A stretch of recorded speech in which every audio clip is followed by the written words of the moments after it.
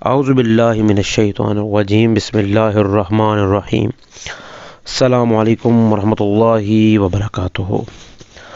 معزز ناظرین کرام، سامعین کرام، آج کی اس ویڈیو میں ایک استخارہ، شادی کے استخارے کے لیے آپ کو معلومات فراہم کی جائے گی۔ اکثر حضرات کو آلریڈی پہلے سے استخارے کے بارے میں معلوم ہوتا ہے، تو جن حضرات کو، بہن بھائیوں کو نہیں معلوم، وہ اس عمل کو کریں۔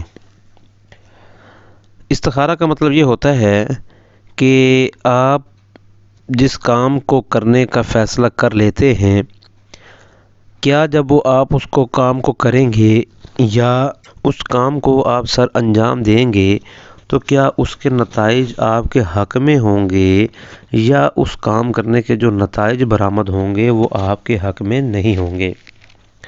زیادہ تقریر کرنے کی بجائے ہم طریقے کی طرف چلتے ہیں۔ شادی کے لیے اب آپ نے استخارہ کرنا ہے۔ ایک تو مرد ہے یا خاتون ہے، ان کا عکس، ان کا چہرہ آپ اپنے ذہن میں دیکھا ہونا چاہیے۔ آپ نے روزانہ 7 دن تک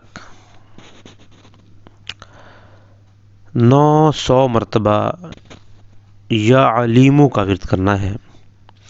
یہ ورد آپ نے عشاء کی نماز کے بعد کرنا ہے۔ یہ یوں سمجھ لیجئے کہ استخارے کا ایک حصہ ہے۔ عشاء کی نماز کے بعد آپ نے 7 دن تک، 7 ڈیز تک آپ نے 900 دفعہ یا علیمو کا ورد کرنا ہے۔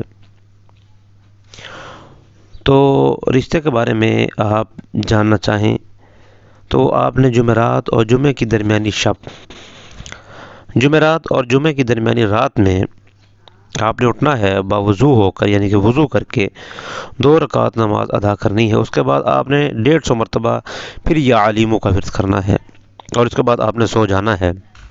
3 شب جمعہ، یعنی کہ 3 جمعرات اور جمعے کی راتوں تک آپ نے یہی عمل کرنا ہے۔ انشاءاللہ تعالی العزیز جو بات صحیح ہوگی وہ آپ کو یا تو خواب میں معلوم ہو جائے گی، یا پھر آپ کو کسی اشارتاً معلوم پڑ جائے گی، یا آپ کے دل میں ایک خیال پیدا ہوگا۔ استخارے کے جو نتائج ہوتے ہیں ضروری نہیں ہے کہ وہ خواب میں ہی ہیں، وہ آپ کے دل میں ایک وہم پیدا ہو سکتا ہے، وہ آپ کو ایک خیال میں چیز آ سکتی ہے، آپ کو ایک خواب میں معلوم پڑ سکتی ہے، تو آپ یہ کریں۔ لیکن اس کے پیچھے ایک بات ذہن میں ہونی چاہیے، یقین اور مقصد کے ساتھ، نمازوں کی پابندی کے ساتھ یہ عمل کریں۔